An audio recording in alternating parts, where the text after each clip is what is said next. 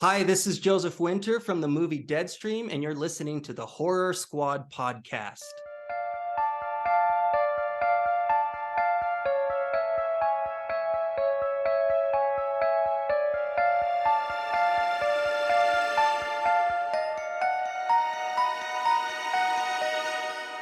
Hello, welcome back to the Horror Squad podcast, episode number 286. Tonight we're talking about 2023's Insidious, The Red Door, which is Insidious Part 5, currently in theaters. I'm one of your co-hosts. We have Todd, we have Joe, we have Steve, and Steve, we have an interview. Yes, we do. And I am very excited about this interview because this was in my top 10, maybe even top 5 of last year. I just don't remember. Seen it 3 times. I'm very excited. They're releasing a Blu-ray soon. And that is the writer and directors of the movie Deadstream. That's Joseph Winter and his wife, Vanessa Winter. Joseph Winter was also the star of the film. So for anyone who watched that one, he's like the main guy who does all the stuff. Absolutely incredible film, and stick around for the interview. It's going to be a fun one. I haven't recorded by the time we did this, but I think it's going to be a good time because that movie is fucking awesome. Check it out. It's over on Shudder. So what's going on, guys? Anything happening this weekend? Anything happened in the last few days? Anything stand out, or we're just going through the motions? No, I worked all weekend, but I'm eagerly anticipating Steve's return to Salem this upcoming weekend. So I'm very excited for that. Is It's your gonna be a lot butthole of fun. prepped? It is, yes. Nice. But yeah, no, it should be a lot of fun. I'm excited to see Steve again and just hang with him because every other time we've been together, well, Texas Frightmare we hung, but mostly every time he's been to Salem, it's always been for business and not pleasure. So this time we're gonna have some pleasure. yeah, I'm super psyched Boy. to actually go to Salem and not be rushed to do all this stuff because I went the first time. It was for, what did I go for the first? Oh, we went to Rock and Shock. Rock and Shock, and then the second time was for the Omri event. So this time it's just to hang out and then hopefully talk about our next event, which we can't talk about yet, but the wheels are in motion, and let me tell you, it's going to be special if everything comes together the way that it seems to be. So little teaser for that. But I am very curious for both of you, how was your 4th of July last week? Mine was great. Yeah, we had a lot of fun. We did. I when we recorded last week, I think I was just arriving at my friend's house. I recorded at my friend's house, and yeah, we went to a little downtown shindig, pretty much like a family-friendly type event. There were a bunch of vendors and stuff like that, like food vendors and just like people selling, sort of random stuff. They had a little marching band on the grass and stuff like that. So yeah, they took their kids around. Well, my buddy took his kid around, did like the little train rides and stuff like that. And Sam and I found the hidden gem of a bar with like not a bar, but it was like a little alcohol stand by the bathrooms because Sam had to use the bathroom, and like I peeked inside and there was like a little bar set up, and I was like, oh sweet. So Sam and I got drunk while they were doing the friend stuff, the family kid stuff.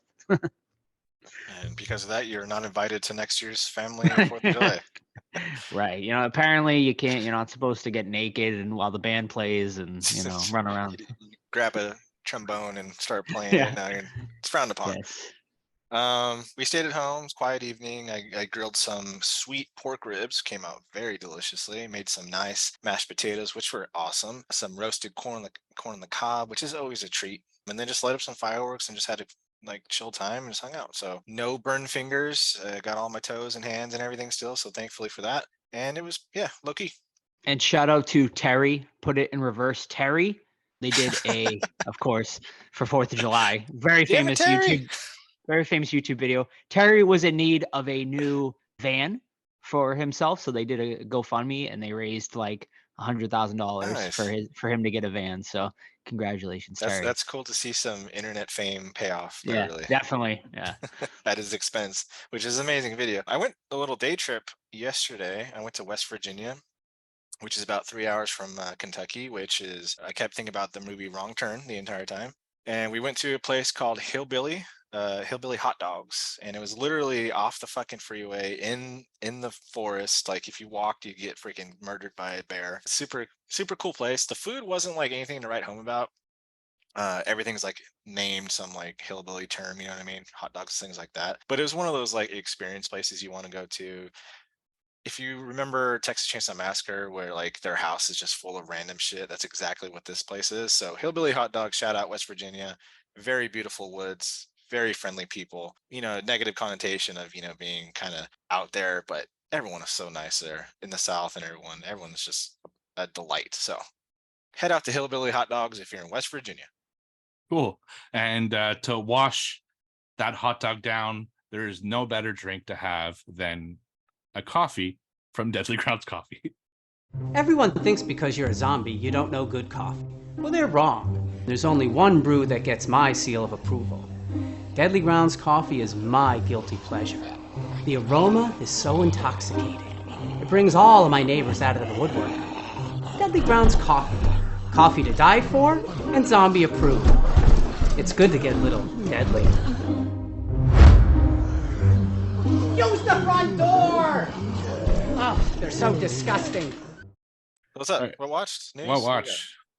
I got one. I got two, actually. So this is probably my last week of pushing for 1970s films for our list. That episode is actually coming out in 2 weeks. So send in those lists because time's running out and I cannot wait to do that episode. So these were two that I thought could be contenders for the top 10. I've seen one of them before. One of them I might have seen before. It seemed familiar, but I'm not 100% sure. First one, it's a classic. It's the Amityville Horror. So the original one, not one of the crazy fucking spoofs that they've been doing over the last 10 years. There's no Karens or possessions or sharks or space or whatever else. Is it really a shark one? Did you talk about the shark one before? There's got to be one. I mean, I can't imagine the look it up Amityville when and we shark talk. genre has not melded together. So this one story is pretty simple. There's a family that gets massacred by the father. He shoots them all and then shoots himself. And the story takes place a little bit later where this family tries to buy the house and they get a good deal on it because no one wants to live there. So they go there, and then it's a family that's very similar to the ones that had been massacred. But, things start acting weird, and they're starting to see visions, and there's weird kind of happenings in the house. They try to call priests and a brother, like a guy who he's like a monk kind of, but, Catholic monk. And they try to call these people to come to the house and bless it, but they never make it because this entity kind of like stops them at all costs. Makes them get into a car accident and gives one a heart attack and stuff like that. So it seems that the house is possessed and the family tries to stop it and escape with their lives. It was nice to see Amityville film that doesn't suck. It's a pretty decent film. There's something about like the 70s aura that makes ghost film scarier to me. There's just something more believable about it. It's just there's something about like the 2010s other than The Conjuring and the Insidious franchise, which I find looks cheesy. And I like that kind of 70s feel to it. The acting's really good. The house is really cool. The way that it looks and everything. Of course, it's extremely iconic at this point, but I don't think it's all that scary. Surprisingly, not a whole lot happens, at least visually. A lot of it is invisible. It's just characters reacting to nothing, essentially, or like shakings or sounds in the house. And I don't know, it doesn't have quite the impact that it used to have, I think. I did enjoy it, but I don't think it's like anywhere close to top 10 of the decade for me. So Amityville Horror 1979, and I watched it over on Tubi. I gave it 3 stars out of 5. Get out. Yeah. Steve, if you're interested, the director of Amityville, Karen, directed Amityville Shark House. Oh, there you go. So I knew it. there it is. And It had that to poster happen. art is amazing. Oh, So sure. if you look it up on Letterboxd, it's got 4 people that have seen it, 0 reviews. So Well, there you go. there you go. I'll be the first. Yeah, I have two for this episode. My first one is going to be Chud 2, Bud the Chud from 1989, sequel to Chud. Man, I had never seen this before, and it is completely different feel, lore, whatever you want to call it from Chud 1. This one basically is the US government, the military, whatever, is trying to make, of course, super soldiers, and they have the Chud program, but they get their funding pulled. So the one Chud prototype, they decide to take them off to some fucking government lab and put them on ice or whatever. Meanwhile, we have some high school kids that somehow break into where the Chud zombie is at because they lost their teacher's cadaver for autopsy practice. as one does. So they get the Chud zombie, and the Chud zombie breaks out, and of course wreaks havoc. Ugh, 1 out of 5. I did not like this one. It's over on Tubi. I found the comedy to be very forced, even for the 80s. The gore was not there. I didn't like the zombies. I just didn't find too much that I liked about this. So that's Chud, Chud Part 2, Bud the Chud from '89 over on Tubi. Great name though. Bud It the is. Chud. Yeah. Sweet. I just got one this week. It is a documentary, and it is called Moment of Contact. This is for the sci-fi alien. The truth is out there, people. This one is about a crash that I've never heard about this crash, but is about a supposed crash that happened in 1996 in Varginha, Brazil. Basically attribute it to or compare it to Roswell, New Mexico, as far as, other famous crashes that have happened. But there are several eyewitness accounts of people who say they saw either the UFO crashing or actually saw extraterrestrials walking through the village or city after it crashed. And since it happened so recently, within 30 years ago, there were several people that they found for this documentary that gave their eyewitness accounts once again and whatnot. It is super interesting if you are into, UFOs, aliens, whether you believe it or not. I think, I don't think a whole city or, a village would, band together, and to just make up all these stories. The most compelling stuff, there's this one guy basically he's an American. He flew to Brazil to record this documentary, and he's got a couple of translators with him, and he's talking to several people. The most compelling evidence, there's one man who actually, he's the only guy that was there when the aircraft or UFO went down, and he, they find the, based on his memory, find the wreckage site.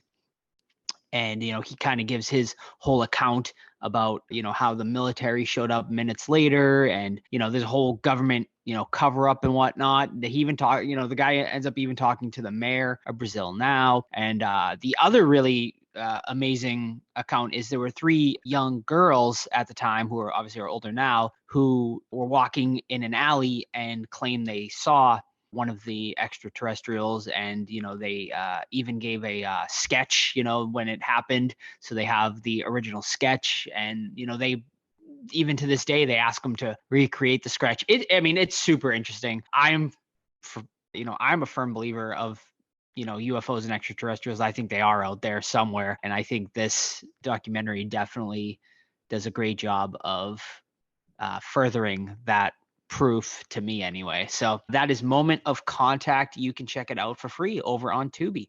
2 things. Did you guys watch the Las Vegas alien thing from like 3 weeks ago?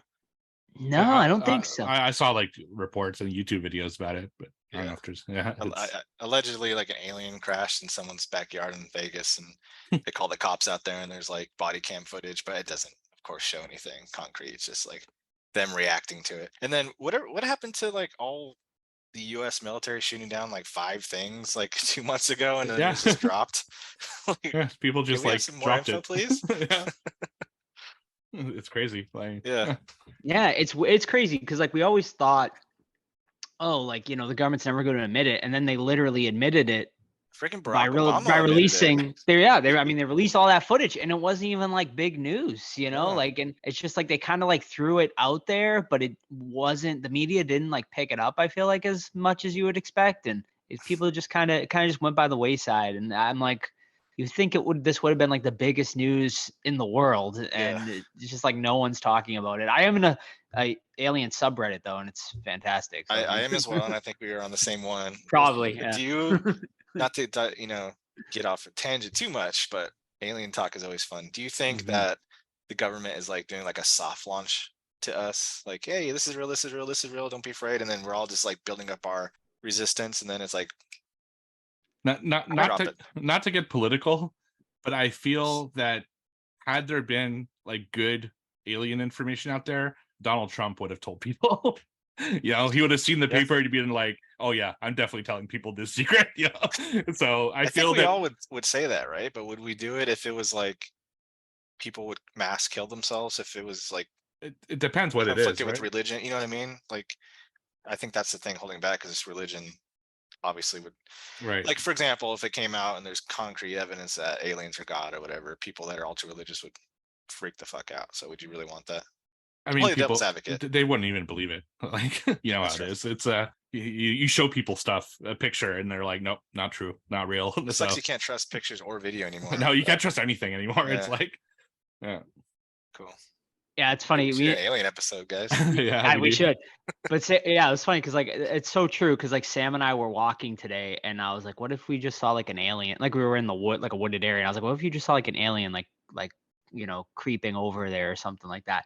But and then I was like, wow, and then I was like, what if we saw like an alien head just pop out of this like trash barrel? What would you do? And I was like, well, I would take a picture. But then I was like, no one would fucking believe me. They would be like, that's just a fucking person in a costume, like in there. You stage that or something. I was like, it's crazy. No one would ever believe if you did get concrete evidence of an alien. There's a really another interesting documentary about like maybe 5 or 6 years ago, the Stan Romanek story. I don't know if you guys watched that one, but he had like crazy video of like an alien in his backyard that kept like peeking into his window. And obviously no one believed it, but he ended up like going to jail. A lot of people think that the government like put him in jail basically because he had so much evidence. But Went to jail for being a peeping tom.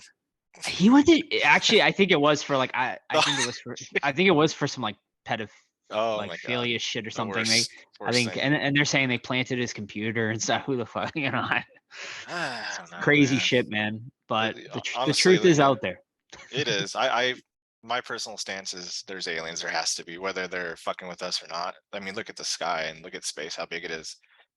There's got to be other creatures out there, but are they coming down here and probing people? I don't know. That's another debate. But we definitely need to Yeah. do an alien episode. We'll watch Fire in the Sky Yes. and we'll talk about aliens for a whole episode. That'd be Well, fucking you haven't done your next pick, so maybe you could pick an alien movie. Fire in the Sky it is. Calling it now. All right, cool. So my second one is another 70s film, of course, which I watched over on Shudder. This is 1979's Nosferatu, the Vampire. So this is directed by Werner Herzog. So it's like a remake of, the original Nosferatu, but also the story of Dracula at the same time. Kind of melds both stories into one. So the character is not Count Orlok in this one. It's actually Count Dracula. And it does have a lot of the same beats from Nosferatu and some of the beats from Bram Stoker's Dracula. And it's basically a remake. The character looks the same, it goes through the same stuff. So if you've seen Nosferatu, you know the story. It's basically a guy goes to, in this case, Count Dracula's castle, and he has land that he wants to buy, essentially, so he can move his castle and his coffins to this other land, and he starts killing people off in that town and stuff like that. So nothing too crazy or anything unique. I really liked the Nosferatu film from, was it 1922? It's, it was a 100-year anniversary last year. And this one, it's fine, but I don't think it's as good. The gentleman who plays Count Dracula in this, it just isn't as good as Max Schreck was in Nosferatu. It's not as creepy. The makeup is cool, but I don't know. Maybe it's because it's the 70s, whereas the other one is the 20s, made it look really creepy. There's just something that was kind of missing here. It's also got some weird scenes in it. Like there's one scene where he goes to like finger a girl, but then bites her neck. It's just, it felt odd when it's like that character doing it. Yeah, it was just a weird film, and the movie kind of drags its feet at times and goes through these long periods where not much is going on. I think if you're going to watch this story play out, just watch the original. This, I don't think this one wouldn't be, near my top 10 either. I gave it 2.5 stars out of 5 on Letterboxd. So that's Nosferatu the Vampire over on Shudder. All right. My last one is a 2023 release, The Black Demon, which is another shark film. So this one is set in Mexico, where a oil safety inspector takes his family to this small Mexican town to check out an offshore oil rig that he signed off on for safety and things like that. And he allegedly is being sent there by the company to do an inspection because it's been a few years since it's been working, and they want to make sure it's still up to date and they can restart it and things like that. When he left the town, it was a thriving Mexican community. When he comes back, it's just a couple dudes left that are highly racist. they're shady, they're giving side-eye looks, things like that. They're calling people racist names, stuff like that. But he's like, all right, I'm gonna leave my family, my teenage daughter with these guys that are giving me hard looks, and I'm gonna think everything goes okay while I go to the oil rig and try to do my job there. There's a local legend where there's the demon, and the guy, he's like, I don't believe in your demon bullshit. I'm gonna go do my job anyway. Once again, here's my family. Take care of them for me. Lo and behold, the family has to escape on a boat because they are chased out of town because one guy starts grabbing the teenager and they start calling them names, things like that. So they get on a boat, go out to the oil rig with the dad, and we learn that there is a fucking megalodon circling the water because this is an environmental oil is bad movie. And the megalodon is kind of like a demon slash a real animal because you can kill it, but it's also supernatural and it causes hallucinations. So not only do you have to deal with the shark eating people, you have to deal with you thinking you see a mirage where boats are coming to save you, or you think you see a bunch of severed limbs falling in the water. It's fucking weird. The CGI is awful. The acting is okay, but the writing is not. So it's very hard to get through. There's just so much going on in this movie. There's like, they're going down to fix the power. Oh, wait, there's a time bomb on this that's going to go off in 2 hours. That's convenient. Who put the bomb there? Like, okay, whatever. There's the racism, there's the fucking local legends, there's the environmental stuff. Oh, wait, there's more. There's corporate espionage. The dad, who's the safety inspector, is a piece of shit. Ooh, no one saw that coming. And then the ending is just awful. It's sappy. It's so stupid. It's out of left field, unneeded. And this movie is a mess. Last year, my worst movie was the shark movie, The Shark, The Requiem or something like that. I think this year's going to be another shark movie on my worst list. So that's Black Demon, which is currently streaming on demand. And I gave it a 0.5 star out of 5. Brutal. Resounding endorsement there, Todd. Yeah, check it out for absolutely no reason. Yeah, for sure. The worst. Ugh. All right, trivia. Yeah, trivia. All right, so quarter number 3, I am in the lead with 4. Steve is 2, which includes the point I added to him because we had a conflicting information from Brent and IMDb. The book said 118, IMDb said 14, or vice versa. But anyway, Steve gets the point, and Joe with 1. Who would like to lead off? I'll go. Okay. All right. So my first one, Get mine. as I always do now, is guess the movie based off the IMDb parental guide. My favorite subcategory for now. First one, Okay. sex and nudity. Oh, yes. Mhm. Like it. Thank you. There's a sex scene between 2 characters. Breasts are briefly glimpsed. I like that. The woman is moaning and moving on top of the man. Oh, Ooh. as one does. Yeah. Yeah. Makes Violence sense. and gore. Said boys murder Samantha by sticking thin plastic wrapping over her mouth, thus suffocating her to death. Her dead and decaying body is found later. Oh, Stirred Stirred Echoes. I heard Todd first. Yeah, boy. Although none of you should get the point because you didn't say Kevin Bacon stirred echoes. I was gonna say that, but it's too long. Joe's Yeah, I mind get it. started fucking.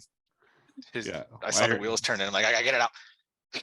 Yeah. All right, So- I'll go. I want to This is- recount on that one. I'll check, but I heard Todd first on that. Without giving it away, I was about to give it away because I'm gonna do from the back of the Blu-ray trivia. Oh, Oh. Okay, so I'm gonna read you what the Blu-ray says, plot synopsis, and you have to tell me what the film is. okay. Love it. When 2 young lovers are savagely beaten and tortured on a back country road in blank, local police are baffled. 3 weeks later, 2 more people are slain in a similar setting, and Deputy Norman Ramsey fears a pattern might be developing. Blank, JD Morales, is brought in to help. Interesting. Interesting. Can you? I would like a repeat on that. Repeat, okay. When 2 young lovers are savagely beaten and tortured on a back country road in blank, local police are baffled. 3 weeks later, 2 more people are slain in a similar setting, and Deputy Norman Ramsey fears a pattern might be developing. Blank, JD Morales, is brought in to help. Hmm. It That's feels like a right. wrong turn or Ramsey isn't ringing a bell to me. Yeah, the names I threw out were Deputy Norman Ramsey and blank, because that would give it away. right. JD Morales. JD Morales. JD. That sounds familiar. The JD. You both have seen it, I think. No, I know Joe has for sure. Yeah, you guys have. There is one hint, and then you guys get 3 seconds. There is an original and a Cabin remake. Fever. Incorrect. Wolf Under- Creek. Incorrect. The answer is The Town. Oh, Ah, that makes sense. yes. And I blanked out We've Texarkana, seen- obviously, Yeah, sure. Yeah. and Texas Ranger, which Love probably it. would have given away too. That's a good one. I like that trivia. Yeah. Cool. It's a good one. I want more of those. Oh, I got 2 more, baby. Ooh. Okay. I'll start. Well, I won't start. I'll go with my first one. And we got Match the Killer to the movie. Okay. Tonight, we have. Yeah. I might have done this one before. So. Now Now that I'm remembering. As he's looking at it, he's like, Today, so we got Parker Crane. Insidious. It's the bride. Correct. Yes, Steve Alright. just watched it. I did. They say it a lot in part 2. All right, second one. Guess the movie based off the IMDb Did You Know section. Oh yeah. Trivia. Executive produced by Tom Cruise. Okay. Quotes. They're everywhere. They say this house is theirs. Wait, I know. No, say it. Give me a second. I know this. He's channeling it. The others. Correct. Nice. Tom Cruise because it was a Nicole Kidman joint. Nicole Kidman, yeah. Married at the time. That's right. All right. Here we go. I'm going to read the synopsis. You tell me what the movie is. Go quickly with this one, maybe. A podcaster looking for a juicy story is plunged Oh, into I got it. blood It's curdling- Hot Tusk. Correct. Hot. Did you say hot tusk? Yeah, I was thinking of the other one first. Yeah, whatever. Yep, tusk. Yeah. The What was the other Nazi one? party. I was thinking of the sequel. Or Oh yeah, I didn't Yeah. finish Can't it. remember the damn name of it. yeah, It's me neither. terrible. And I Oh, just- Yoga Hosers. Yoga Oh, yeah, Hosers, yeah. That's right. Moose Jaw coming? Question mark? That Yeah, he's Sometime. talking about it, but all right, Joe. was me. Back to me. All right. All right. Who sang the famous Tiptoe Through the Tulip song from Tiny Tim. Insidious? That is Damn, I was correct. trying to think of that fucking creepy guy. Yeah, he's a creepy motherfucker. All right. Very Ty nice. Simpkins and Jenna Ortega can both be seen in Insidious Part 2. What major non-horror blockbuster film were they also both in? Non-horror? Non-horror. That was what the fuck's the name of that movie? Darn it, this is gonna piss me off. I think you talked about it like a month ago. I did. Is it the pacifist?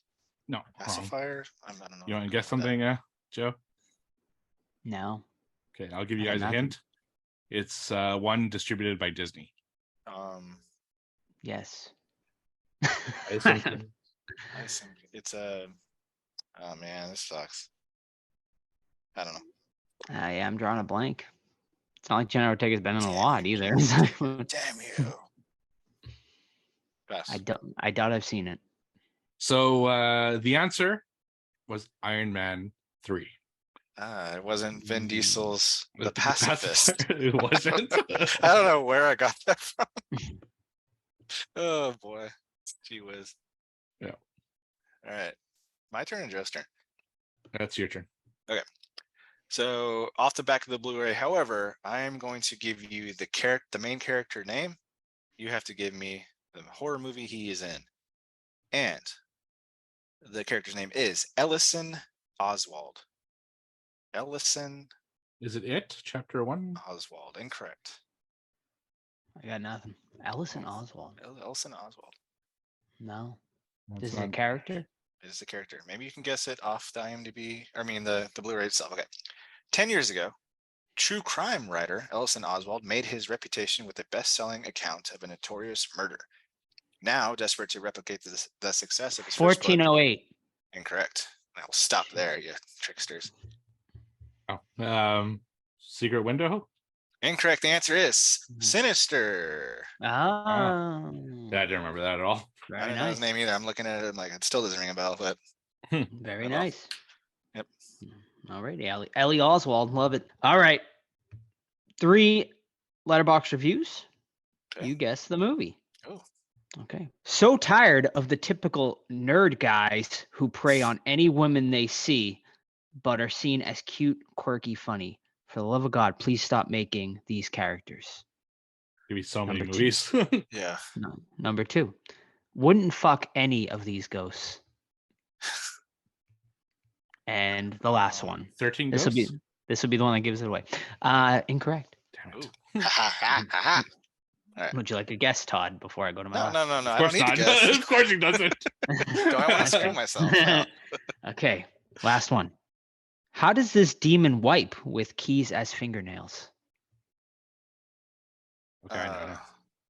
Is I it think- Insidious the last key? That is correct. Damn it. Okay. When you hesitated, I'm like, really? Yeah. Well, 'cause I didn't know if that was that like easy. Yeah. Because his little fingy with the key. It's been a while since I watched that one. Yeah, me too. I think, I think I've only seen it the theaters. one time. Yeah, Yeah, me too. All right, is that all? That's it. that is it. All right, so Steve with 3 tonight, Joe with 1, myself with 2, which brings us quarter number 3. Myself in the lead by 1 point with 6 points. Steve second place with 5. Joe third with 2. Any man's game though, as you can see by the last 2 quarters. Yeah. All right, Insidious: The Red Door, directed by Star Patrick Wilson, 2023. Face your demons. To put their demons to rest once and for all, Josh Lambert and a college-aged Dalton Lambert must go deeper into the further than ever before, facing their family's dark past and a host of new and more horrifying terrors that lurk behind the red door. Do they though? Is it though? I guess we'll talk about it later. Yeah, so Dalton, it's all grown up. It's 9 years since the original film, and he's an angsty teenager. He's going off to college. We learn that the family has been broken up. The parents got a divorce a little bit in the past. Grandmother just passed away, so we're at a funeral, and we're instantly introduced to Dalton being a little angsty little turd, where the young daughter was like, "Oh, grandma misses us," or something like that. He's like, "Dead people don't miss things." And like, "Shut up, Dalton, you fucking little turd." But anyway, we know that Patrick Wilson and the family, their relationship is a little bit messed up because Patrick feels a little bit fuzzy. Sorry, Josh feels a little bit fuzzy. He doesn't know what's happening with himself. He feels off. And we know from previous films that he kind of had his mind wiped, right, off of what happened from the first 2 films. And it affects his family. It affects his love life with his wife, now ex, and his relationship with his kids, mostly Dalton, because Dalton's older.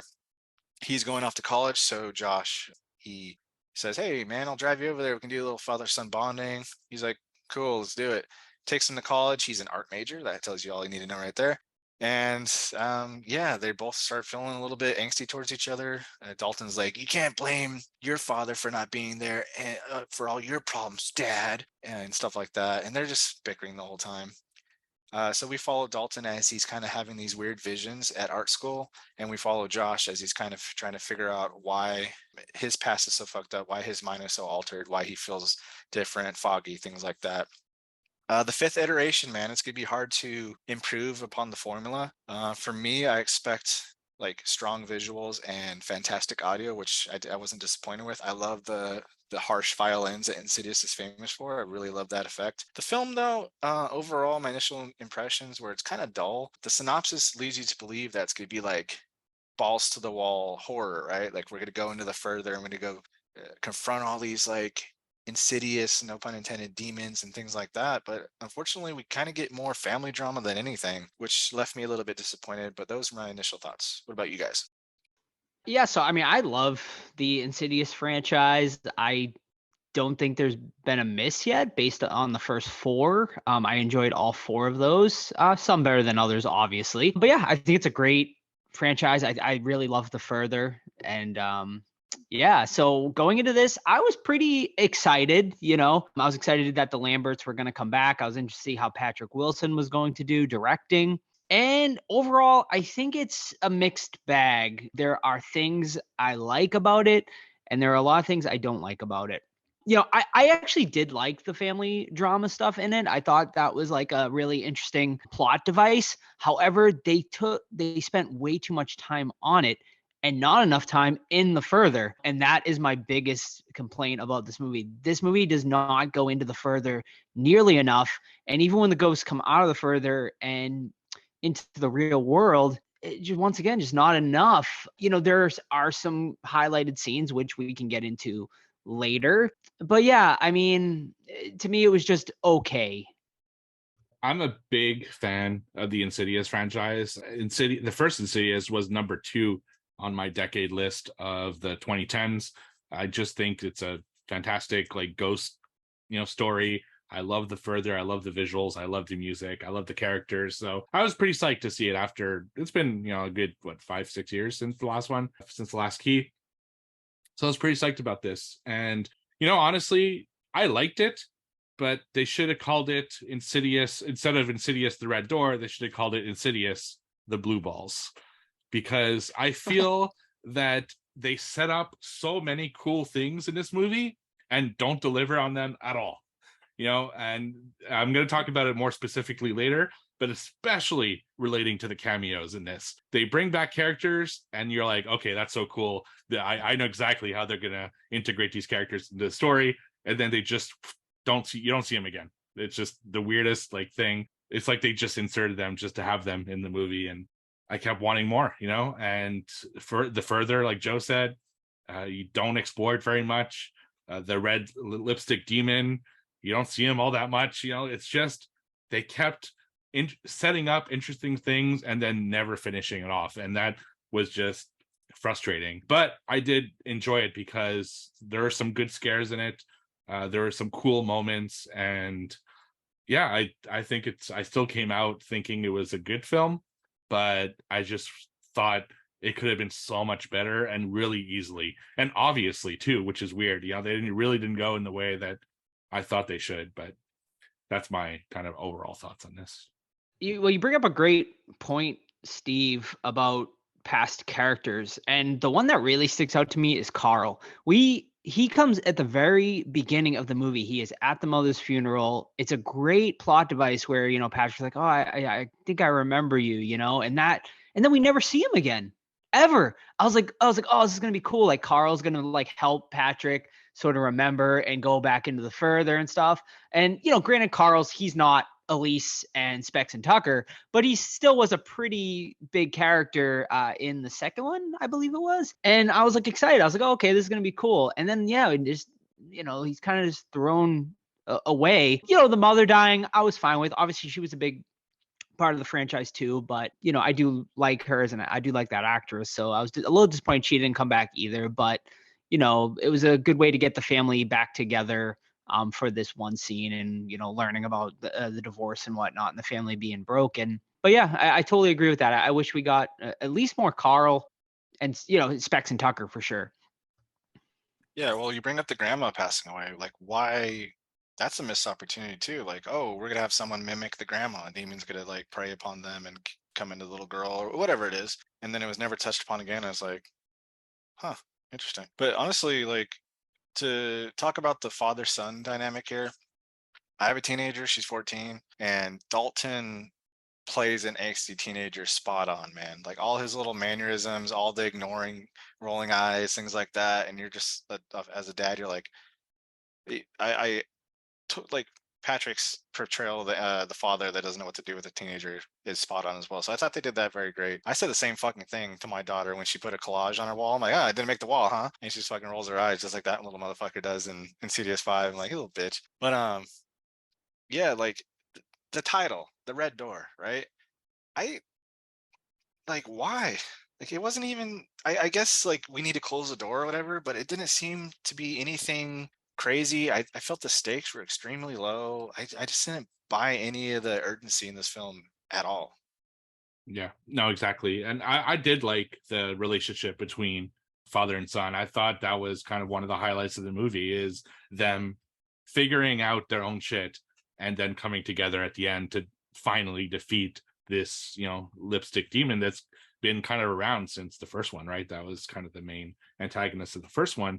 And if they asked it just to go away, hey, go away. Yeah, just steal his fucking Tiny Tim tape apparently, and then just stop.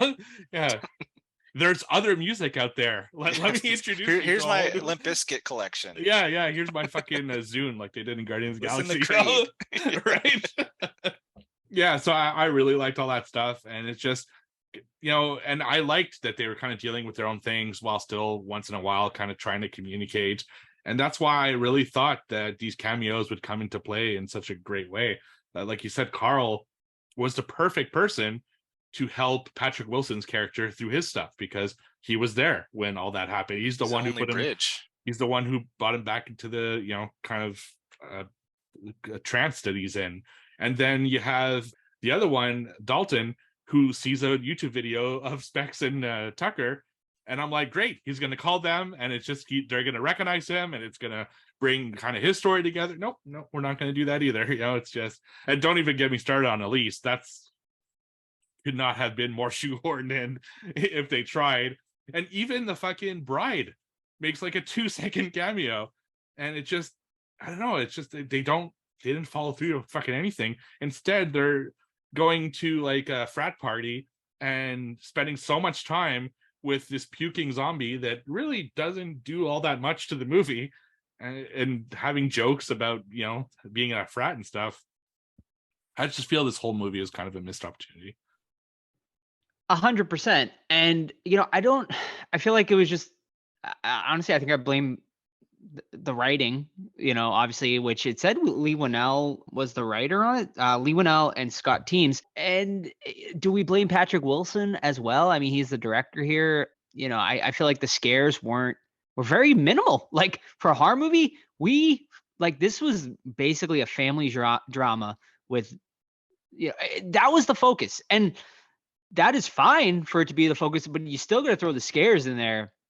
But they focused they went way too heavy-handed on the family drama stuff and forgot about the scares. And the further just felt so small in this movie. Like in other movies, they're walking in the further for, forever. And it just seems like such a vast, endless place. Whereas this one, it felt like it was in like a room, and it was just so disappointing. Like when you think of all the other Insidious movies.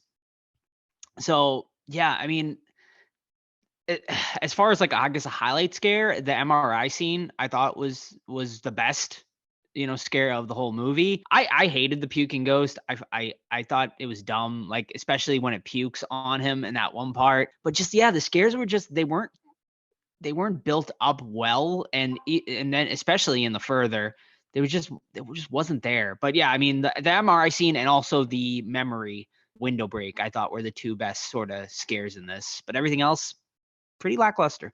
I agree. Totally agree. And the writer Scott Teems has written on such films as Halloween Kills, the Firestarter remake, and the new Exorcist coming up. So wow. Yeah, we'll see. And is it his problem? Who knows whose fault this movie is? You know what I mean? Yeah, and then another missed opportunity, in my opinion, is the dad stuff. Like, it's a pivotal scene, we're led to believe, where Josh figures out that his dad was treated for schizophrenia, was in a mental hospital, and he didn't run out on his family. He killed himself because no one took him seriously about the ghosts and the further, and what Josh and his son are dealing with years later. And I felt that could have been so expanded upon, could have been a bigger plot point, could have had the dad coming back to help them get out of the further, but instead we just see him smile and then burst into a angelic cloud or something. I was like, that's what we're doing with it? Yeah, and it goes again to the same point of they set up these great things and then just don't deliver on them. And it was too bad. He could have been one of the key figures in the further to help, Josh go through it, but he doesn't. He's just there, and then he's gone. As far as the scares go, I agree. Actually, the scene that made me the most uncomfortable, and it wasn't even anything, it's just, I don't know, there's something about it that creeped me out, was at the cemetery. He's just like texting his son, and you slowly see a figure like walking towards his car from the back window. And there's something about that really creeped me out, because I think of, what if I was in that situation in the middle of a cemetery and there's this like kind of creepy figure kind of slowly making its way towards me? And I really thought they'd like bring the ghosts in this one, because having rewatched the first two Insidiouses to prepare for this one, they have a lot of ghosts in there, and this one really doesn't. And the beginning has a lot of scares. The MRI scares is quite early. That was great. And there was a lot of like little moments. At one point, Dalton is drawing, and the demon hand comes out with that was a jump scare. A lot of it is at the beginning, and then they kind of forget about the scares for a long time, and that's you don't want that. That's not what Insidious was. The first Insidious is fucking relentless. Like, I just rewatched it. It's unbelievable how relentless it is. It starts right at the beginning and it doesn't stop. And it's always different types of scares as well. It's not just always the same demon kind of coming over and over. So it's too bad.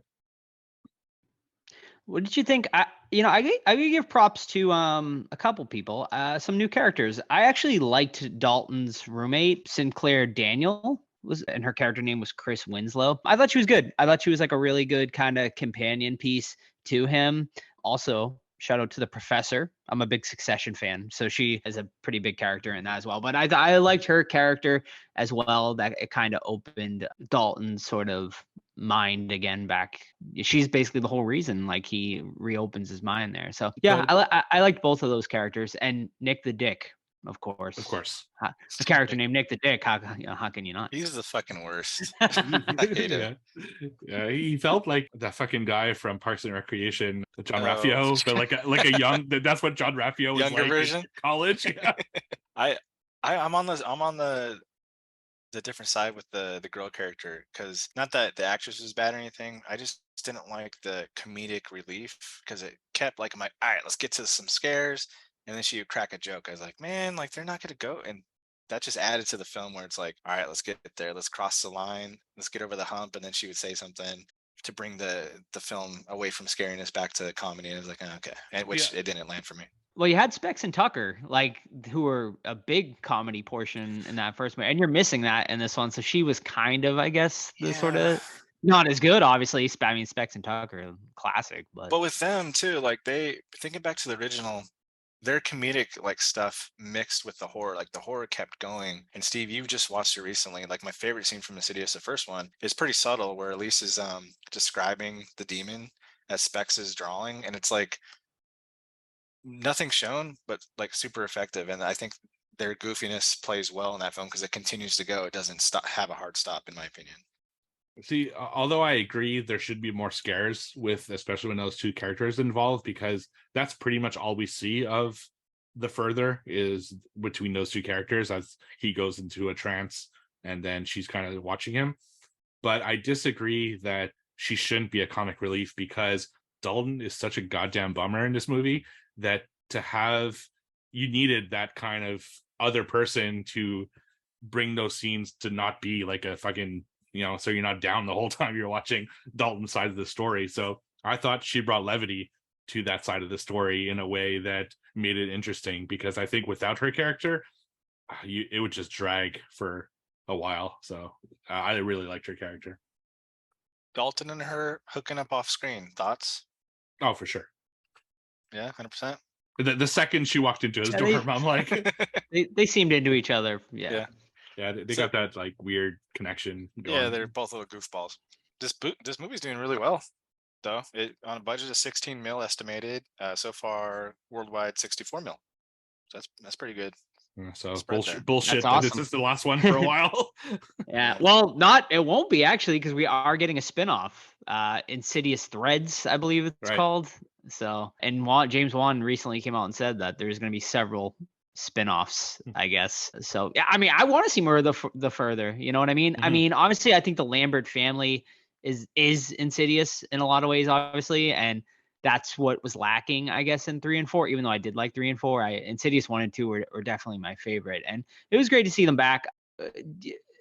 Were you disappointed in the lack of, like, Renee is hardly in this, I guess. Obviously they're kind of divorced, but I mean, this one is mainly focused on, we even get the other little boy comes back here briefly in little cameos, but it was good to see them all back. Yeah, I mean, will you find that it was just a focus on Dalton and what's his name, Patrick Wilson? I was fine, because the first two are really focused on her. So I think it was good they kind of focused on the other side of the coin, for this one. She was still in it, and she was still like good, but I don't think her character was needed for this particular story. Maybe she could have been in it more to help Josh a little bit more, but it didn't bother me all that much. The only thing that bothered me with that is with the brother. he had one fucking line where he says, "Hey, little brother," as if audience is too dumb to know that that's his brother, so we have to make remind sure we us. put it into the fucking dialogue. Which, oh, I hate when they do shit like that. We're not that stupid. Anyway, Tell me again, little brother, what happened when you were my little brother? right, yeah, right.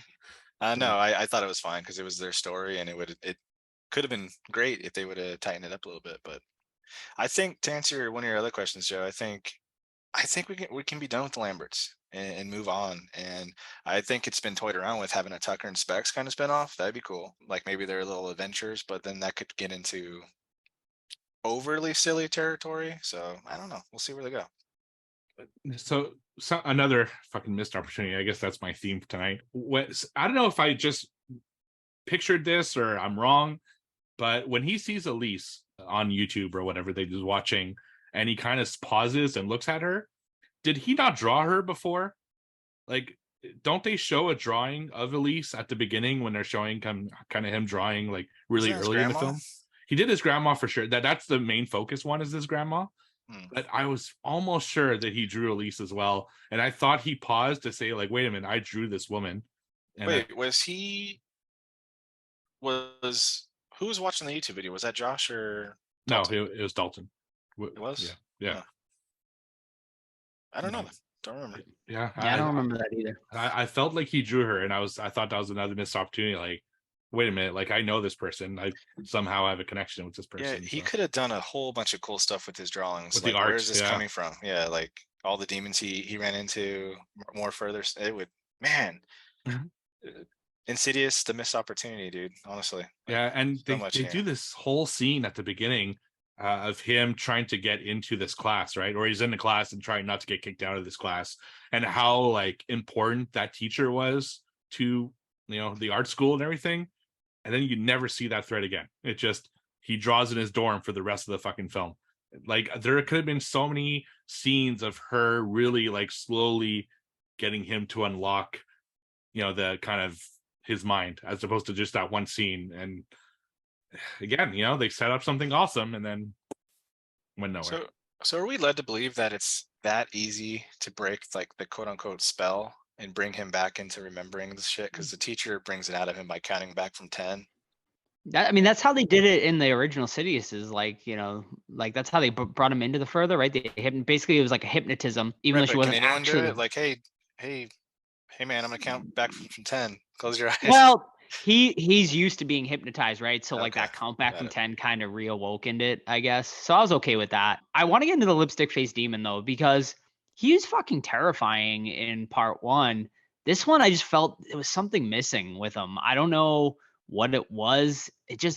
There wasn't the same terror, I feel like, with him in this one. And whether it be maybe they showed a little too much of him, and he wasn't kind of lurking in the shadows like he was sort of in the first one. Like even like obviously the first one, you see him very briefly behind Patrick Wilson, which Todd has as his background right now, iconic scene. But you just don't see him a lot, and he even looks different in this one too. And I just feel like it's not as effective. So I just felt like him as the main villain, although great idea to bring him back. It just I don't know, there was something lacking there. I just think the stakes weren't communicated effectively for us to care, maybe, because he's still like a fucking terrifying thing. But yeah, I agree. In this one, he's just like, oh, we've dealt with him before, and I don't know what were the stakes in this that Dalton was being like. What do you guys know? Like, what was the end game here for this? Yeah, that's kind of one of the big problems. And both the points kind of meld into one, is that he gets introduced too late in the game. Like by the time he actually comes into play, the movie's almost over. So they don't spend very much time with him. And the little time that we do spend with him, he does the exact same fucking thing that he did in the first one, down to the same music. They use so it's funny because he's not only listening to that song, he's actually listening to that album. Because we hear Tiny Tim talk at the beginning. So it's weird. He's got like one album. He's still working his little fucking shop. They're still in the same room. So I didn't feel like a growing threat of him kind of coming into play, which would have brought maybe more stakes to it if they were slowly like building him up until he actually like goes face to face with him. They just kind of throw him in and that's the end of it. I have a question about Tiny Tim. Um, obviously Died everyone on thinks. stage. Did he? Jeez. Yeah. All right. Everyone thinks he's creepy. Obviously. Did he ever have anything in his life that yeah, this guy was convicted something or whatever, or was he just singing weird stuff and Very, very bizarre guy. Like okay? I don't think he ever like had any sort of jail trouble or criminal trouble. He was just known, like if you can watch some old interviews with him, he's just had Little some out really, there. really odd tendencies. Yeah. My point is He was a heavy drinker too. was he? My Heavy point is drinker. like his legacy is being a creepy motherfucker. Yeah, pretty much. Just solely because of these movies. I don't know if it's warranted or not, but I guess I don't know. Hopefully his estate's making money off him. How did you feel about the defeat of the demons? So apparently you can just throw paint on a painting, Yes. and that closes the door. And Super lame. I thought it would be another missed opportunity to have Josh sacrifice himself for his family and I mean, that's trapped there where forever. yeah, that's where it was going, and I thought that was gonna happen. And I was like, oh man, that's a bummer, but it's a good ending. But yeah, they didn't even do that. No, I thought for sure he would die, and then in the further help Dalton kind of finish the job, and then maybe you could. That would have been a sweet ending, man. Yeah, instead of just Josh and his dad, ghost team up. There's so many things that they should have done. And then let's just how the way it actually ends. Josh is invited back into the family. He's invited for dinner, and Elise just, hey, how's it going? Remember What's me? up? I'm also in this franchise. He's like, where were you? Yeah. I could have used your help. It was so random and pointless. Like it felt almost like an insult. I'd rather her not be in it than have this stupid cameo that really made no sense. Well, my original note for her was like, oh, they're bringing her back like they did. They brought back Tobin Bell via tapes, but in this case, YouTube. But then no, she shows up as a ghost at the end of all the action. Like, you could have checked on me 2 hours ago. Yeah, it was weak. I would have preferred her just have stayed like in that little tape, YouTube cameos. It was just, it was cheesy, but it was good to see her back. Sure. All right, you guys want to get to the questions before Sure. we rate it? All right, so you can ask us questions on social media at the Horror Squad Podcast or on our Discord. Great group of people there, always coming through with the questions. So the first one is from Lil 3/4 Me, that's Shaylin. Give me a ranking of all the movies. So from best to worst, I would go 1, 2, 3, 5, 4. Okay, from best to worst, I would go a little different. 3, 1, 2, 4, 5. And I'm exactly like Joe. 1, 2, 3, 5, 4. But the more we talk about 5, I might switch with 4. I don't know. I have to rewatch 4. I don't remember 4 a lot, man. Honestly, because wasn't 4 the whole thing that it wasn't a ghost, prequel. Really? Like it was, yeah, or it I wasn't. think part of it wasn't a ghost. Well, like that he was a serial killer. Yeah, it's that key ghost. I don't. Right. Yeah, it was in like that big building in a different country, prison, wasn't it? right? A different country. Yeah, it was like was it in Spain or something? I don't know. It was so long ago don't since I watched it. Maybe not. I don't know. I just remember being in that big fucking like castle type thing. Right. And yeah, and like there was some great scares in that one though. Like Yeah. better than this. Yeah, that's why I'm remembering it a little bit strongly, because I remember being like, I forgot to mention too, like Insidious and Conjuring, usually there's a moment where like the hair stands up on your arms or something. I never got this in this film. No, I think the MRI was probably the closest like big scare scene. And like I said, I just got a creepy vibe from the cemetery scene, but that's just me. Her next question: how does this franchise compare to others in your opinion? To The Conjuring, I would probably put this one stronger than The Conjuring, because I think this has stronger films. But yeah, it's not like anywhere in my top 10 of franchises of all time. But I think it's pretty damn solid. Yeah, I think it's very solid overall. I still don't, we'll get into the ratings, but I still don't think there's like an absolute stinker in this franchise. Even the worst one is still watchable. Yeah, I mean, I agree with Todd. It's not like top tier for me, although the first one is fantastic. I think it was in all of our top 10s of the 2010s, and it's tough, when you get into sequels, it's always tough to kind of replicate that first one. But yeah, I mean, there needs to be more Conjuring movies, I guess, because we only have two. If I'm going the whole Conjuring universe, I would probably put the Conjuring universe, I guess, over Insidious. But yeah, I mean, yeah, it's good. It might be top 10, like franchise wise, if I'm thinking like all like franchises. So for me, I would say it's top tier, and I'll tell you why. If I look at it, so it depends how you rate them, right? If I look at an aggregate score of all the films in a franchise, and that's how I decide what my favorite franchises are, I would have this franchise over Halloween, Nightmare on Elm Street, Friday the 13th, Texas Chainsaw Massacre, and Jaws. Because those films, those series, I think you just made some people drop to the floor with that take. you know, like, And we just lost Yeah. because like it or not, in my opinion, all those series have absolute fucking shit films, and so if I look at an aggregate score, this one and 4 are probably going to be among my lowest, but they're not that low, so that's the reality of it. I mean, if I'm looking at an aggregate score, if I'm looking at mathematically, this would be one of the top tier. Maybe Evil Dead would be above this. Conjuring might be I don't know. I'd have to rewatch some of the Conjuring films, but yeah, I think it's top tier. All right, next one are from Jackie. How do you feel about the order of the movies? Having a direct sequel to 2 as part 5, do you think it works? Yeah, I mean, you had to it was good to bring the Lamberts back. They weren't in the last 2 movies, so yeah, it was. You always, they do this in every franchise, right? Like they always kind of go back to sort of the originals and stuff. They've done it with Halloween and whatnot. So yeah, I was good with it. I agree, and I'm really pleased that the actor played Dalton is a good actor. Because sometimes that backfires when you stay with the kid actor and he grows up. Yeah, he was in The Whale recently too. Oh, he was like one of the main characters in that. Yeah, no, I'm fine with it. That's kind of the way horror is now. It's branching timelines, and you just got to get used to it. Sequels to past movies that don't include other sequels.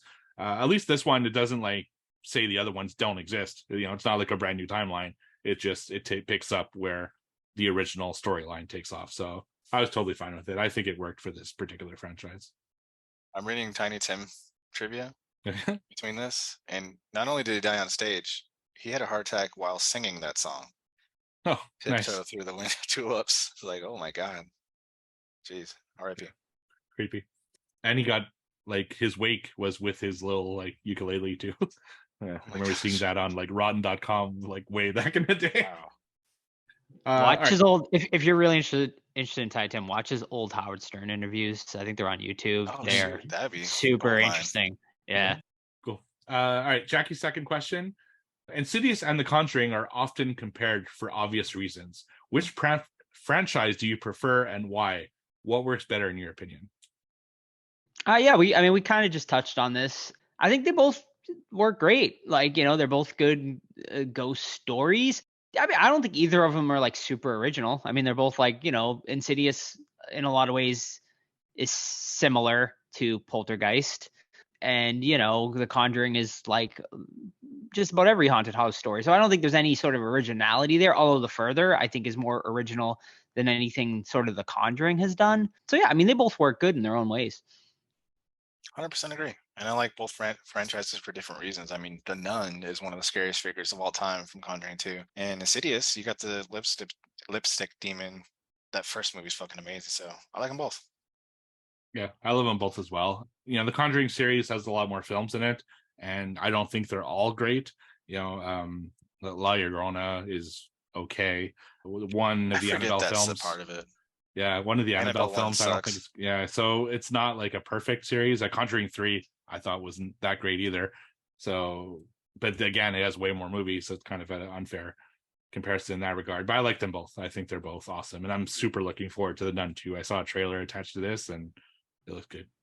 I asked Sam this question. I want to know you guys' opinion. This or The Conjuring 3? Oh, this probably for me. I agree. Yeah. Mm-hmm. Yeah, so which just even furthers this is top tier franchise. Yeah, looking at scores.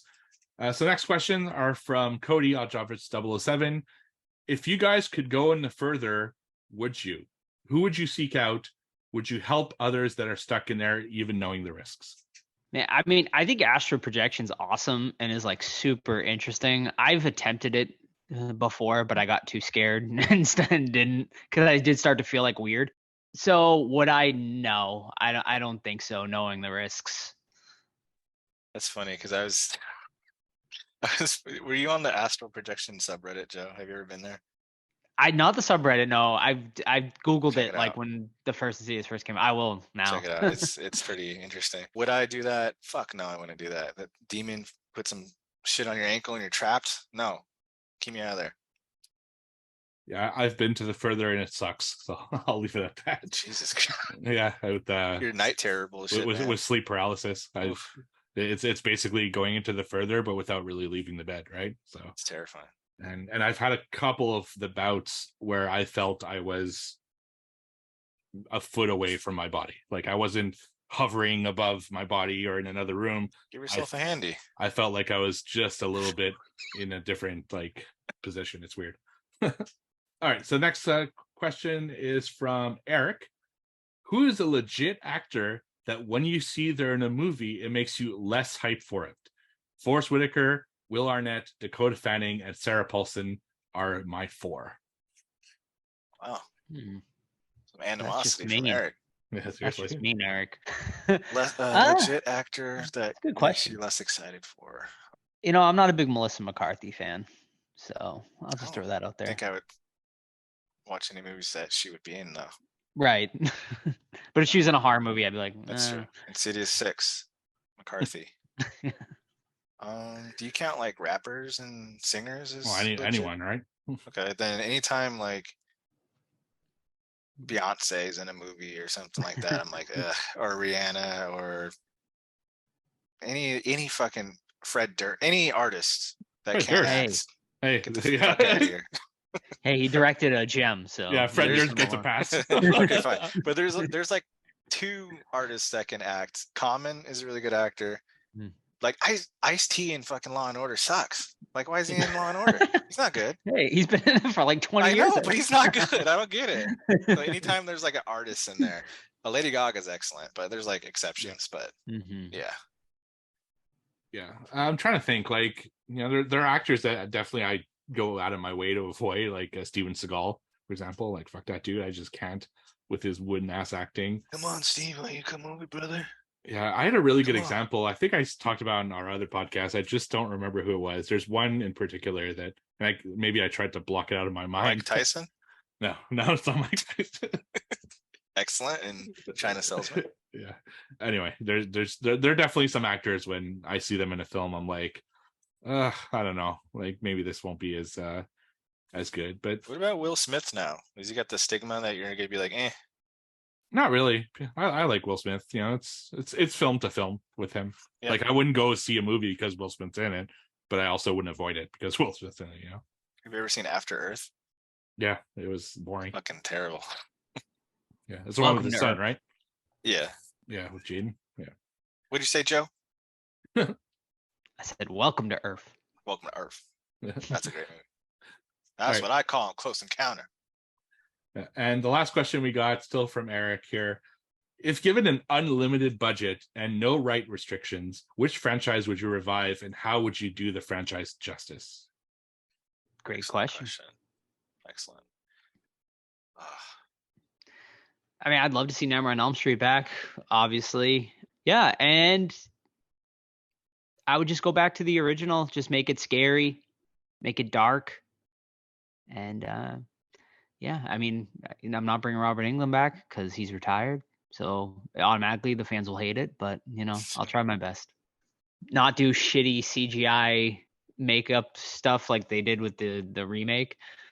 Just make him look how he did, you know, and try to get someone who sort of resembles England, maybe, you know, just make it look same exact sort of makeup and hope that it relays good. And yeah, just go scary, gory, and no, it doesn't have to be gory actually. Just make it scary, and I'd be down. I'd also like to revive Leprechaun because I think there you could do some great stuff with them still. With your Freddy movie, would you make him more comedic one-liner or No, scary no. part 1? Straight dark. Yeah, dark, scary part Nice. 1. No comedy at all. I like it. I'll go the same route and let's get Friday the 13th out of retirement. Let's pay off the lawyers because with this It's unlimited coming. budget, I get to pay off the lawyer. Yeah, but I'm taking the reins. All right.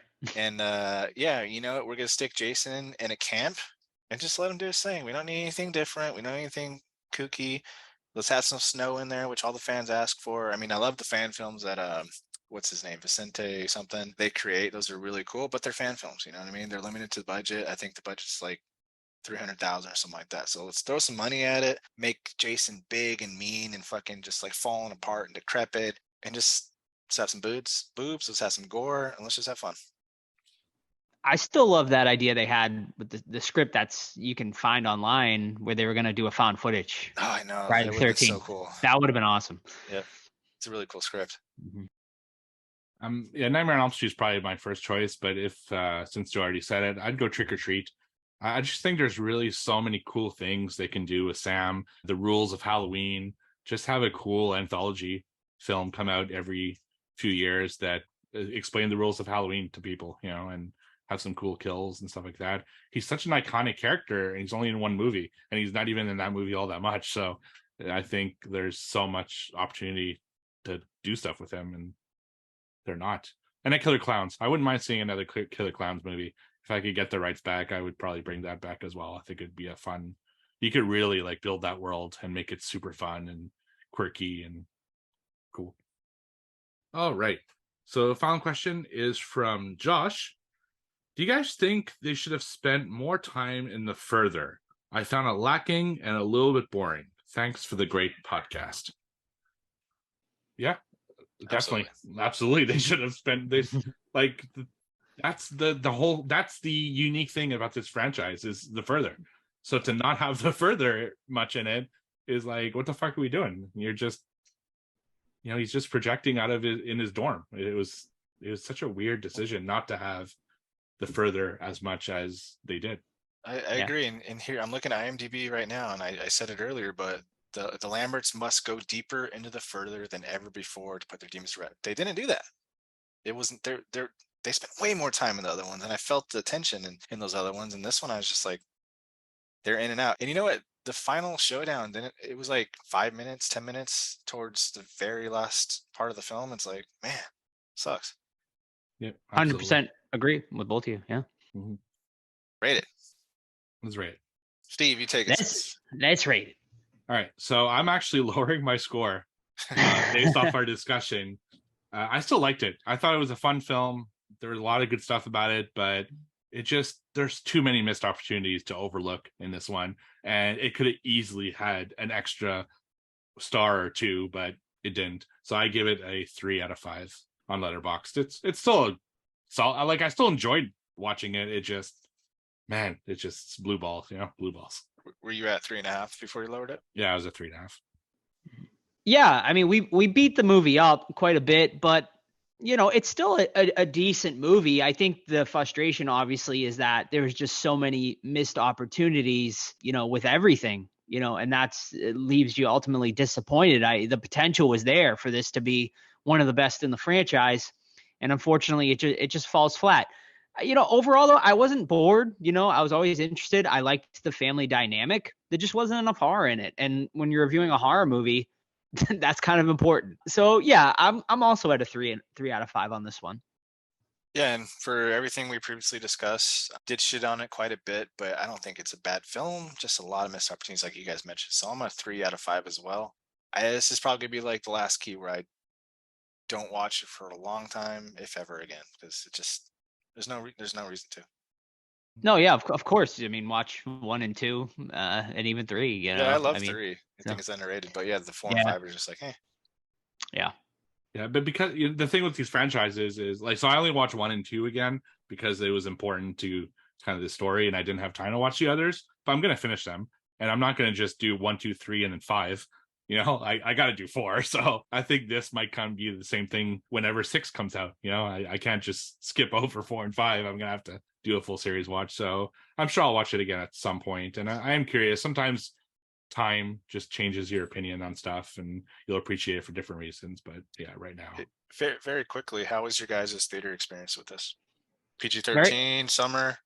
Very good. Well, I went on Thursday, which was like the preview screening. Got free poster, which that was a Nice. bonus, which I wasn't expecting. So that was cool. Yeah, I mean, it was quiet. There wasn't like a ton of people because we went on a Thursday at like 4 p.m. So not a ton of people. A lot of kids though, for sure. But they were quiet. So I was I was a little concerned when I first got in there because it was definitely more of a teenage crowd. But they were quiet and not many screams because Yeah, the that's movie bad. wasn't that scary. Yeah, for me, so this is the second film I believe I've seen in what my theater now has something called premiere seating, which is you have two leather like couches, and you can choose the temperature of your couch. You can recline it. You have a table next to you, like each side has a table, and you're in like a pod. So there are walls on the side of you. There's a coat hook, so you don't see who you're next to. It's like you're in your own little cubicle, and I fucking love that because even though it doesn't drown out the theater, like if someone wants to be an asshole, it would still be annoying. At least I have like two table lengths and two walls between me and the guy next to me. So way better experience for theater for me, and it was like half full, I'd say. But I also went at like noon, or whatever. I went early on Saturday, I think. So yeah, it was good experience. Cool. Did you guys have any good previews, by the way?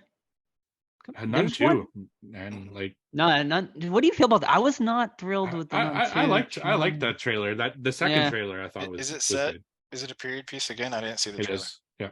Oh, Mhm. okay. Well, It is. hopefully This one the French looks. Canadian's back for you. It looks more like Annabelle 2, where like it deals with like younger girls, sort of like in. Is it like an orphanage type Yeah, thing? it's or like an something? orphanage or a Yeah. seminary school or That'd be cool. something. Yeah. Yeah. I got one for a movie called It Lives Inside, and it looks pretty darn good. It's so it's an Indian American teenager struggling with her cultural identity, has a falling out with her former best friend, and in the process unwittingly releases a demonic entity that grows stronger by feeding on her loneliness. So it's kind of like a demon type movie, and it looks really cool. Yeah, I think I got Talk to Me was another one. Yeah, that they I got showed. Talk to Me as well.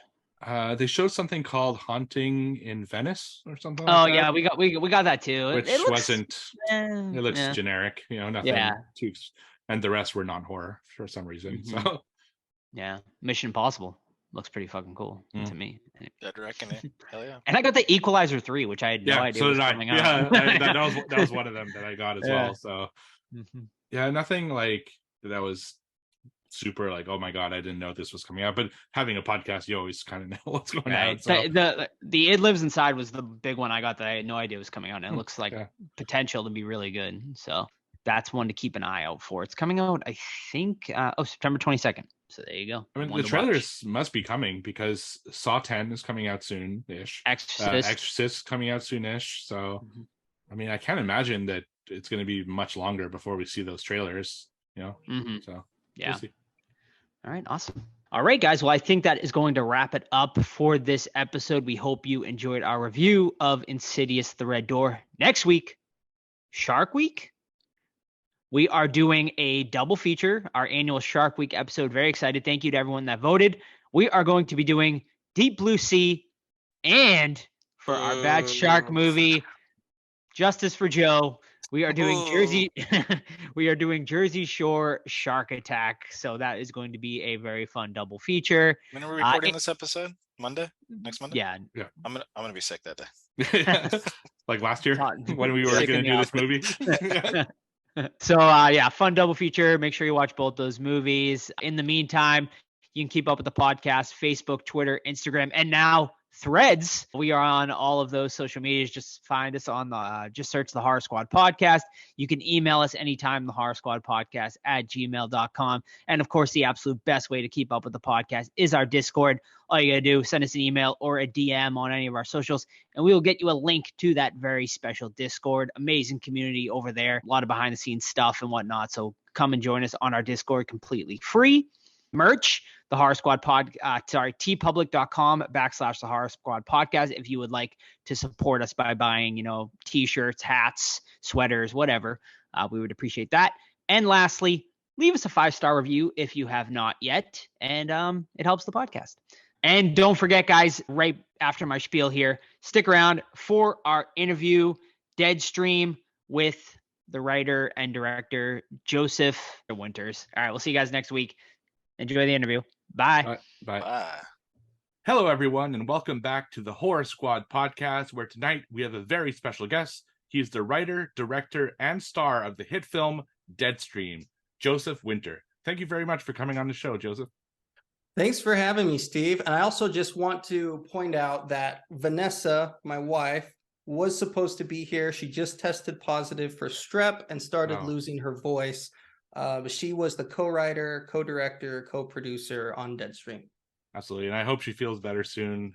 So unfortunately, we couldn't talk to her, but I'm glad to have you on. Can you tell our listeners a little bit about the movie? Yeah, the movie was just for some backstory on it quickly, as Vanessa and I, we'd been married a long time, making movies together, but we were doing shorts and running a short horror film festival in Utah.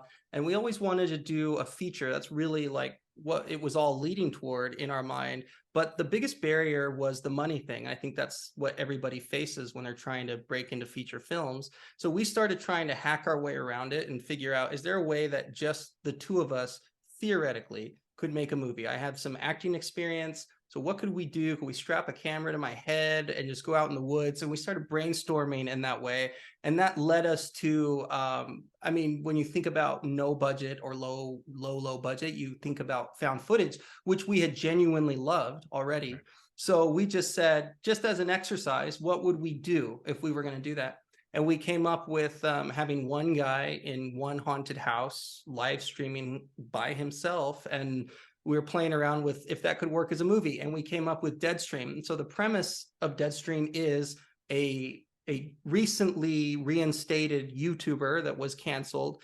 He spends a night alone in a haunted house as a big comeback event, and then things go terribly, terribly wrong for him. And it's what we were trying to do was start Blair Witch Project-ish and end up Evil Dead 2 Army of Darkness-ish by the end.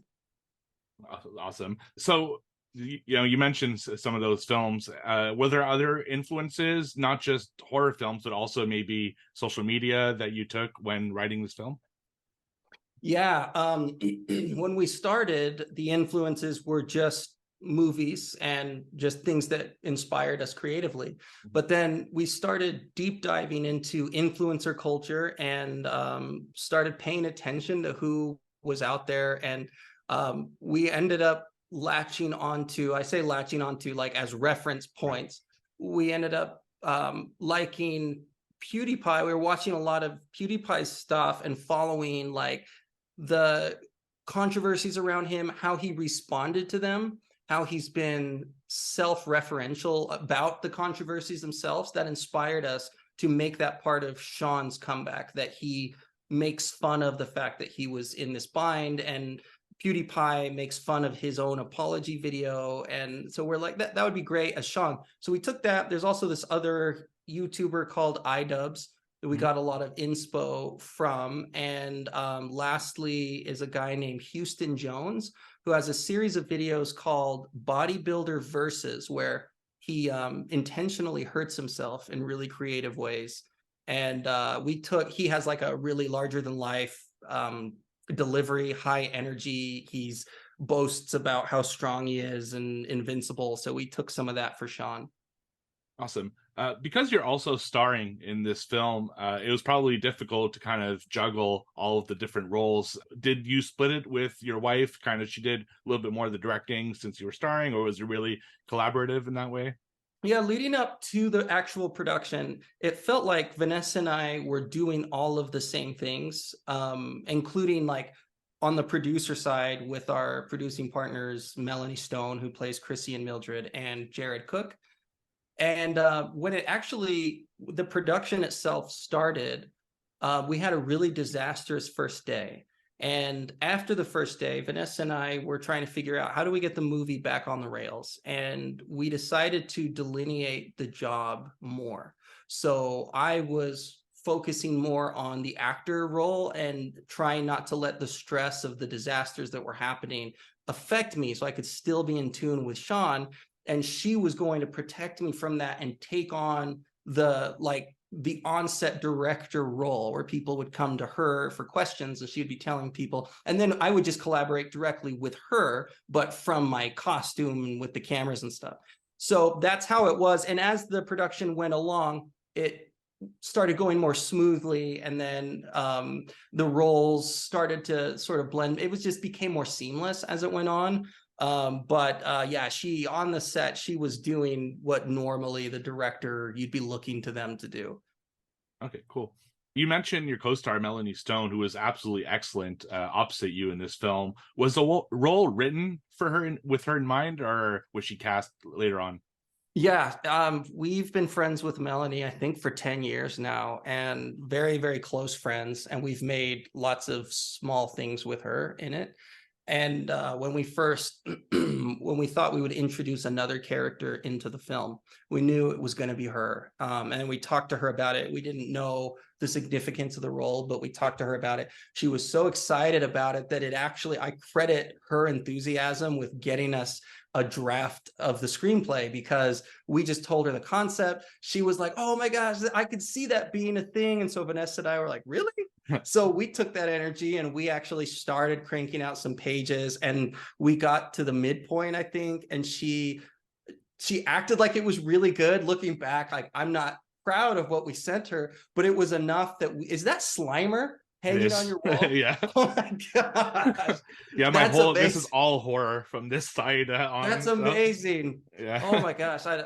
Okay, sorry to just It's all abruptly good. change the subject, but I love the room that you're in right now. Thank Anyway, you. so back to Melanie. So she informed the character a lot based on what we knew she could do, how we knew she was really funny, and what she was capable of doing. Awesome. Another big part of the story is this location, which is absolutely awesome. Can you tell stories about how you found that location and what it was like filming on set at that location? Yeah. Firstly, we wrote an impossible location into the script, and we knew the whole time, as we would have, the premise here is we're paying for it ourselves or close to ourselves. Like, that's what we were going for. And we knew that we'd have to film it here in Utah. There was no such house that was in the woods, in the middle of nowhere, that had an upper floor that was set out with the geography that we had. And we knew that, and it was ready. We were ready to start moving toward production. So I put out a call on Facebook that we're looking for this kind of house.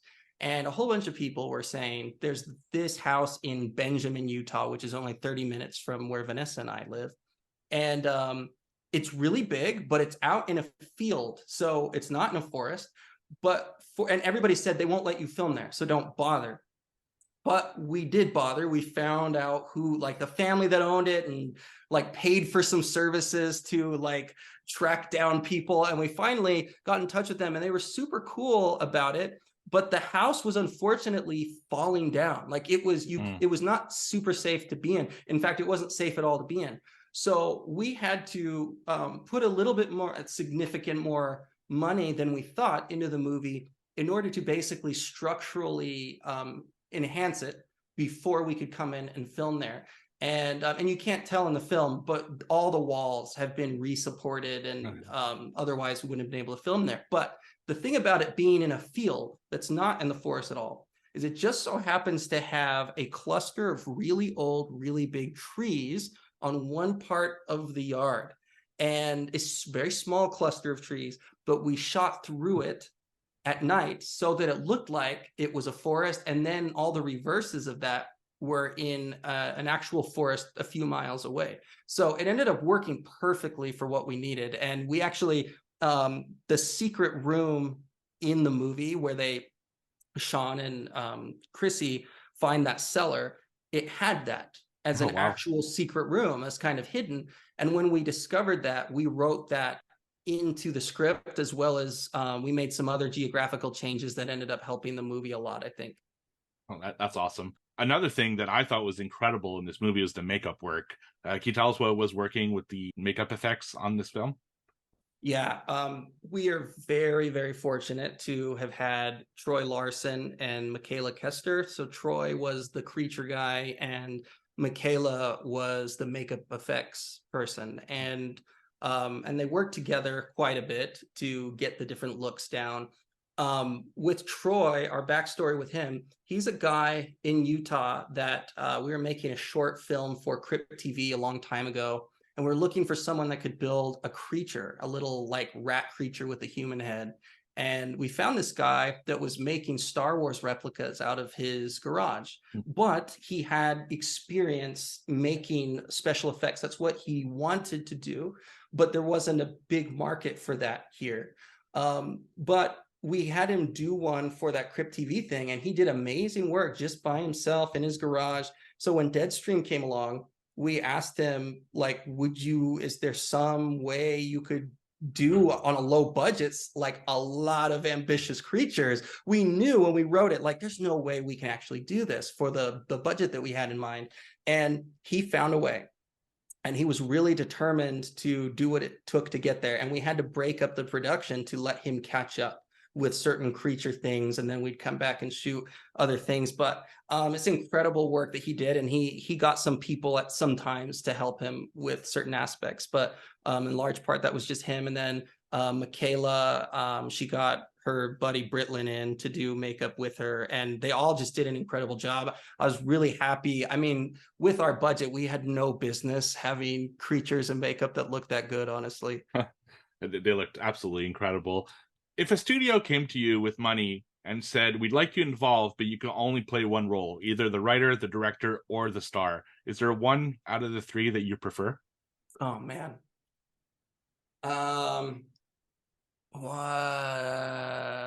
Director.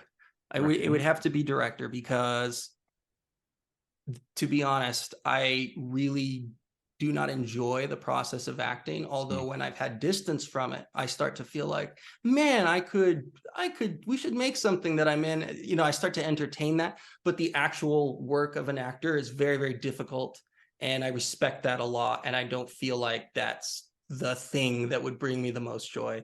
Writing, I really love writing, but then turning that over to somebody else, which I know is just part of the job too, I think I would ultimately enjoy being the person that brings it all together with a vision. So I choose director. Awesome. You were also involved in our personal favorite segment of VHS 99. How was that experience compared to Deadstream?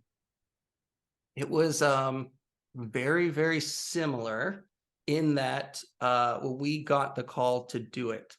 I think what had happened is somebody had dropped out, and we were kind of sliding in to replace them at the last minute. And the only way we could pull it off, they said, is if they sent us money and we could take our Utah crew and just do something here, even though they were filming together in LA.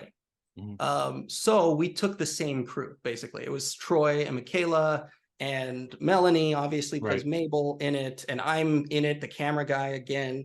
And Jared Cook did all the same camera gear. We literally were using the same cameras from Deadstream, all the same head stuff. And so it was like a lot of the same people, some new faces, because it was a shorter window of time that we filmed it in. But the thing that was interesting was answering to somebody else, because when we made Deadstream, it was just us. Right. And everything was a guess as far as like what the market was looking for, what distributors would be looking for. But there was no pressure on us, just self-pressure. And with VHS 99, it was a very tight turnaround.